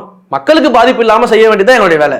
மக்களுக்கு பாதிப்பு இல்லாம மக்களை சந்திச்சு மக்கள் பிரச்சனை பேசுறதுதான் எங்க வேலை. அதான் நாங்க பண்ணிக்கிட்டு இருக்கிறோம். ஒண்ணு. ரெண்டாவது வந்து இவ்வளவு கூட்டம் அவருக்கு வரும், அவர் வந்தாலே இந்த கூட்டம் வரும்னு உங்களுக்கு தெரியும். இப்படிதான் வந்து அவருக்கு எழுச்சியாக மக்கள் வருவாங்கன்னு தெரியும். கூட்டம், பெரம்பலூர் கூட்டம்ன்றதை தாண்டி கேரளால இருந்து வந்திருக்காங்க, அதெல்லாம் சொல்லு 1008. ஏன்னா இவங்களுக்கு கூட்டம் வராதுன்றதுக்காக 1008 சொல்லுவாங்க. கேரளால இருந்து வந்திருக்காங்க, கம்போடியால இருந்து வந்திருக்காங்கன்னு சொல்லிட்டு இருப்பாங்க. இவங்களுக்கு அது வராது. தன்னெழுச்சா கூட்டம் வந்தாதானே இவங்களால. இன்றைக்கு எல்லா அரசியல் கட்சி தலைவர்களுக்கும் இது ஒரு மிகப்பெரிய பயம், அச்சத்தை உண்டாக்கிருக்கு. தாவேகா சைடுல இருந்து ஒரு சிக்கல் இருக்கா? அதாவது இந்த கூட்டம் வர்றாங்க, இப்ப நீங்க மாநாடுனா ஒரு க்ளோஸ் சர்க்கிள்ல வந்து சில பிளான்ஸை பண்ணிடுவீங்க. பட் இப்ப வரும்போது பாத்தீங்கன்னா, பரப்புரை வரும்போது நிறைய பேட்டிகளை பார்த்து எந்த விதமான சிக்கலும் இல்லைங்க. அங்க நம்முடைய வாலண்டியர்ஸ் இருக்காங்க. நான் ஒவ்வொரு மாவட்டத்திலயும் வாலண்டியர்ஸ் தான் கேட்கிறேன். அவங்கள இப்ப வழி நடத்துறதுக்கோ அதெல்லாம் வாலண்டியர்ஸ் அங்க இருக்கிறாங்க. தன்னெழுச்சியாக நம்ம எதிர்பார்ப்பதை விட மிக அதிகமாக மக்கள் கூட்டம் வருது. வெறும் கட்சி தொண்டர்கள் மட்டும் கிடையாது, பெண்கள் வராங்க, தாய்மார்கள் வராங்க, மாணவர்கள் வராங்க, இளையோர்கள் வராங்க, நிறைய குழந்தைகள் குடும்பமா வராங்க, குழந்தைகளை கூட்டிட்டு வராங்க, தலைவரை பார்க்கணும் அப்படின்னு வராங்க. இது வந்து புரட்சித் தலைவர் எம்ஜிஆருக்கு இருந்த சினாரியோ. இது அவர் போகும் இடமெல்லாம் இப்படிதான் இருந்துச்சு. திண்டுக்கல்ல இருந்து மதுரை வரதுக்கு கிட்டத்தட்ட 11 மணி நேரம் ஆச்சு அவருக்கு ட்ரெயின்ல, தெரியுமா உங்களுக்கு? அந்த அளவுக்கான கூட்டங்கள்லாம் அவருக்கு இருந்துச்சு. அப்போ அந்த சினாரியோ திரும்புது. அப்போ மக்கள் வந்து ஒரு எம்ஜிஆர் 2.0 எங்க தலைவரை பார்த்துட்டு இருக்காங்க. அப்ப இது நடக்கும்ன்றது ஆட்சியாளர்களுக்கு தெரியும், அதிகாரிகளுக்கும் தெரியும். நாங்க வாலண்டியர்ஸையும் போடுறோம், சொல்றோம், காவல்துறையோட ஒத்துழைப்பு கொடுத்து நாங்க நடந்துக்கிறோம், எந்த விதமான உதவிகளும் செய்ய தயாரா இருக்கும் நம்ம சொல்றோம். அப்போ இவ்வளவு பெரிய கூட்டத்தை கண்ட்ரோல் பண்ண வேண்டியதுக்கான ஆக்ஷன்ஸ் டேக்கன் எடுக்க வேண்டியது காவல்துறை. அதற்கு வந்து அவர் வந்து பஸ்ஸுக்குள்ளேயே உட்காரணும், குச்சி எடுத்துட்டு வரக்கூடாது, கை காட்டக்கூடாதுன்னு சொல்றதுக்கு பேர் வந்து கட்டுப்படுத்துறதுக்கான வழிமுறைகள் கிடையாது. நீங்க எவ்வளவு காவல்துறையை நாங்க டெப்ளாய் பண்ணிருக்கீங்க, எப்படியான வந்து இப்ப டிராவல் பிளான்ஸ் வந்து நீங்க எந்த அளவுக்கு வந்து கரெக்டா பண்ணிருக்கீங்க, கூட்டம் சேராம அந்த டிராவல் வந்து கரெக்டா போறதுக்கான என்ன வழிமுறைகள் பண்ணிருக்கீங்க அப்படிங்கிறது தான் இருக்குது, எக்ஸிகியூஷன்ல தான் இருக்குது. தவிர்த்து இதெல்லாம் வந்து சும்மா வந்து அறிவாலயத்தில் எழுதி கொடுத்ததை கொண்டு வந்து நீங்க ரெஸ்ட்ரிக்ஷன் கொடுத்துட்டு இருக்க கூடாது. அது அறிவாலயத்தில் எழுதி கொடுத்தது தான். ஆனா நடத்த முடியுது இல்ல, அந்த அளவுக்காவது உங்களுக்கு எப்படி நீங்க நடத்த விடாம போயிருவீங்கன்னு நான் கேட்கறேன். அவ்வளவு தைரியம் இருக்கா உங்களுக்கு நான் கேட்கறேன். நடத்த விடாம நீங்க எப்படி போயிருவீங்க? அந்த பயம் இருக்கிறதால தான் நீங்க நடத்திட்டு அரசு அனுமதி கொடுக்கணும். இப்ப நீங்க வந்துட்டு திமுக அப்படின்ற அந்த கட்சியை வந்து நீங்க என்ன பேசலாம். பட் தமிழ்நாடு அரசுங்கிறது இத்தனை கோடி மக்கள் வந்து ஓட்டு போட்டு தேர்ந்தெடுத்திருக்காங்க. இது அவங்க வந்து பாதுகாப்புன்னும் போது அவங்க சில விஷயங்கள் நான் என்ன சொல்றேன்னா, ஜனநாயக நாட்டுல மக்களை சந்திப்பதற்கும் பரப்புரை செய்வதற்கும் எல்லாருக்கும் உரிமை இருக்குது. திமுக அரசு என்ன அனுமதி கொடுக்கிறது? காவல்துறையை பொறுத்த வரைக்கும் மக்களுக்கு பாதிப்பு இல்லாம செய்ய வேண்டிய கடமை இருக்கிறதுனால நம்ம அவங்க கிட்ட நாங்க இதெல்லாம் செய்யறோம், இல்ல நீங்க இன்ஸ்ட்ரக்ஷன் கொடுத்தா நான் என்ன பண்ணுமோ அதை பண்றோம்னு சொல்லி காவல்துறையோட நம்ம ஒத்துழைச்சு வேலை பார்க்கறோம். இதுல திமுக எங்க உள்ள வருது? ஓகே, நிறைவா வந்துட்டு ஒரு வேல் ஒருத்தர் கொடுத்தாரு கையில. அந்த வேலை வந்து ஒரு அன்பா கொடுத்தாரு, வாங்கி கையில வச்சுக்கிட்டாரு. ஒரு போட்டோ பார்த்தோம், பஸ்ஸோட கலர் ஒன்று பார்த்தோம். இது ரெண்டையும் மேட்ச் பண்ணி ஒரு விஷயம் நடந்துகிட்டு இருக்கு. நீங்க பாத்தீங்களா? அதை பாருங்க, அன்பின் அடிப்படையில தலைவருக்கு ஒரு வேல் பரிசாக கொடுத்துருக்குறாங்க. நாங்கள் மிக தெளிவாக சொல்கிறோம், பெரியார் எங்களுடைய கொள்கை தலைவராக நாங்கள் ஏற்றுக்கிட்டாலுமே கடவுள் மறுப்பு அப்படின்ற விஷயத்தில் எங்களுக்கு உடன்பாடு கிடையாது அப்படின்றத மிக தெளிவாக சொல்லியிருக்கிறோம். அப்போ எல்லா மத கடவுள்களையும் நாங்கள் மதிக்கிறோம், அவருடைய நம்பிக்கையை நாங்கள் மதிக்கிறோம். அந்த நம்பிக்கையின் அடிப்படையில் அவங்க பரிசு கொடுக்குறாங்க, அதை நாங்கள் வாங்குறோம். இதுக்கும் பஸ்ஸு கலருக்கும் இல்லை வந்து சட்டை கலருக்கும் நெத்தியில் பொட்டு கலருக்கும் இதுக்கெல்லாம் சம்மந்தம் போட்டு பேசுகிறவங்க பேசிக்கிட்டு இருப்பாங்க. எங்களை பொறுத்த வரைக்கும் கேட்குற மக்கள் பிரச்சனைக்கான பதிலை சொல்லுங்கள், அதற்கு நாங்கள் பேச தயார். திரும்ப திரும்ப இதையே கொண்டு போய் நிற்காதீங்கன்னு நம்ம சொல்லிட்டு இருக்கோம். இல்லை, இது வந்து ஆப்வியஸாக நான் வந்து ஒரு 20 வாட்டி கேட்டிருப்பேன்னு நினைக்கிறேன், கூட்டம் வாக்குகளாக மாறுமா அப்படின்ட்டு. இப்போ சிரஞ்சீவி அவர்கள் இதே மாதிரி பரப்புரை மேற்கொண்டாரு. பயங்கர கூட்டம், கட்டுக்கடங்காத கூட்டம், அவ்வளோ பெரிய கூட்டம் வந்துச்சு. ஆனால் வாக்குகளாக மாறுச்சா, அவர் தேர்தலில் என்ன ஆச்சு அப்படிங்கிற மாதிரி இருக்கு. ஸோ இது மாதிரி பல இடங்களில் ஒரு இன்ஃப்ளூயன்சருக்கே அவ்வளோ கூட்டங்கள் கூடுதுங்க, அதெல்லாம் இருக்க தாங்க செய்யும். ஆனால் தேர்தல் வேற, வாக்குகள் வேற, அரசியல் வேற அப்படின்றாங்க. இப்போ அதே விஷயம் விஜயவர்களுக்கும் இருக்கு. விஜயவர்களை பார்க்கறதுக்கும் ஒரு கூட்டம் வரும், நீ சொல்ற மாதிரி கட்டுக்கடங்காத கூட்டம் வரும், அது எப்படி வாக்குகளாக மாறும் அப்படின்னு கேட்குறாங்க. கேப்டன் அவர்களுக்கு எப்படி வந்து வாக்குகளாக மாறுச்சு, புரட்சித்தலைவர் எம்ஜிஆர் அவர்களுக்கு எப்படி வாக்குகளாக மாறுச்சு, மிகப்பெரிய தொண்டர் பலமும் ரசிகர் பலமும் சேர்ந்து அவர் எப்படி வந்து வெற்றி பெற்றாரு, எப்படி வந்து ஆட்சி மாற்றம் நிகழ்ந்துச்சு அப்படின்றத நம்ம பார்க்க வேண்டியது இருக்குது. நீங்கள் வெறும் ரசிகர்களாக நீங்கள் பார்க்க முடியாது அவர்களை. இன்னொன்று வந்து இவர்கள் வந்து எப்படி வந்து ஒரு ஆட்சி மாற்றத்தை உண்டாக்கிடுவாங்க, எப்படி வாக்குகளாக மாறும், அரசியல் மயப்படுத்தலை அப்படின்ற கேள்விகளுக்கு அர்த்தமே கிடையாது. ஏன்னா இன்றைக்கே அவர்கள் வந்து எல்லாருமே வந்து முதல் தலைமுறை வாக்காளர்கள் கிடையாது. எல்லாரும் 18 வயசை தாண்டினவங்க, ஏற்கனவே பல கட்சிகளுக்கு வாக்களிச்சிருப்பாங்க. நீங்கள் வைக்கக்கூடிய குற்றச்சாட்டுகள் எல்லாமே எந்த தொண்டர்கள் மீது வைக்கிறீங்களோ மேபி அவங்க உங்களுக்கும் வாக்களிச்சிருக்கலாம், புரியுதுங்களா? அப்போ அவன் அரசியல் புரிஞ்சுதான் அங்கே வந்திருக்கிறானே தவிர்த்து அரசியல் புரியாமல் இங்கே யாரும் வரல, அரசியல் தெரியாமல் இங்கே யாரும் வரல. ஒரு ஆளுமையாக தலைவரை பார்க்கறதுனால தான் அங்கே வந்து நிற்கிறான். ஆளுமையாக இருந்தால்தான் கூட்டம் வரும், புரியுதுங்களா? நீங்கள் பாட்டுக்கு சும்மா 4 படம் நடிச்சுட்டு வந்து நானும் ரோட் ஷோ போகிறேன்னு பண்ணிங்கன்னா வராது. அதெல்லாம் நீங்கள் எதிர்பார்க்காதீங்க தயவு செஞ்சு. ஐயா கலைஞர் அவர்களுக்கு கூட்டம் வரும், அந்த கூட்டம் மு.க. ஸ்டாலின் அவர்களுக்கு வருதா? ஏன் வரமாட்டேங்குது? அப்போ நீங்கள் ஆளுமை கிடையாதுன்னு ஒத்துக்கிறீங்களா? உங்களுக்கு வர கூட்டத்தில் கொஞ்சம் கூட உங்கள் மகனுக்கு வராது, அப்போ நீங்கள் அரசியல் ஆளுமை இல்லைன்னு ஒத்துக்கிறீங்களா? அம்மையார் ஜெயலலிதா அவர்களுக்கு அந்த கூட்டம் இன்றைக்கு கூட தலைவர்களுக்கு வருதா? வராது. அம்மையார் ஜெயலலிதா அவர்களுக்கு அந்த கூட்டம் இன்னைக்கு எப்படி வரும்? அப்போ ஆளுமைகளுக்காக தான் கூட்டம் வருமே தவிர்த்து நீங்கள் சொல்லக்கூடிய இந்த கணக்குகள்லாம் எல்லாமே ஒரு தவிடுபடி ஆகக்கூடிய கணக்குகள்லாம். இன்றைக்கு வந்து ஒரு தலைவரை பார்க்க வந்து ஒருத்தன் 14 மணி நேரம் அங்கே நிற்கிறான் அப்படின்னா எந்த அளவுக்கு அவர் தலைவராக ஏற்றுக்கொண்டு மனதால் ஒரு அன்பாக வைத்து அவன் வந்திருப்பான்னு யோசிச்சு பாருங்க. எந்த அளவுக்கு அந்த கட்சியின் மேலே பற்று இருக்கணும், எந்த அளவுக்கு அந்த தலைவரின் மேலே ஒரு பற்று இருக்கணும். அப்படி இருக்கும்போது அங்கே வந்து நிற்க முடியும். இதையே தான் நீங்கள் போன மாநாட்டுக்கு மதுரையில் பேசுனீங்க. தலைவர் வந்தார், அவர் வந்து ரேம்பாக் போன உடனே எல்லாம் கலைஞ்சு போயிட்டாங்க நிறைய பேர், இந்த கூட்டம் எப்படி வாக்குகளாக மாறும்? நீங்கள் இன்னைக்கு 14 மணி நேரம் நின்றுருக்கான், அப்படி எப்படி பேசுவீங்க? அப்போ அன்னைக்கு ஒரு பேச்சு இன்னைக்கு ஒரு பேச்சு மாற்றி பேசுவீங்களா? அன்றைக்கு ஒன்று சொல்கிறீங்க, இன்றைக்கு அது மாறி இருக்கு. இன்னைக்கு 14 மணி நேரம் நிற்கிறான்ல தலைவரை பார்க்க, அந்த பட்டோடு நிற்கிறாள், அப்படி எப்படி வாக்குகளாக மாறாதுன்னு சொல்ல முடியும்? அப்போது இது ஒட்டுமொத்தமாக வாக்குகளாக மாறும்.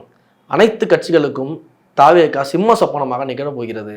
எல்லாருடைய வாக்குகளுக்கும் இங்கே பாதிப்புகள் இருக்கிறது. குறிப்பாக திமுக ஆட்சியிலிருந்து வெளியேற்றப்படக்கூடிய அளவுக்கு அவங்களுக்கு பாதிப்புகள் இருக்கிறது.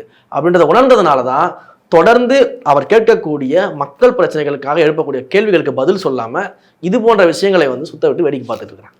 ஓகே, கண்டிப்பாக நிறைய விஷயங்கள் பேசணும், பொறுத்து வந்து பார்ப்போம். நேரத்துக்கு நன்றி.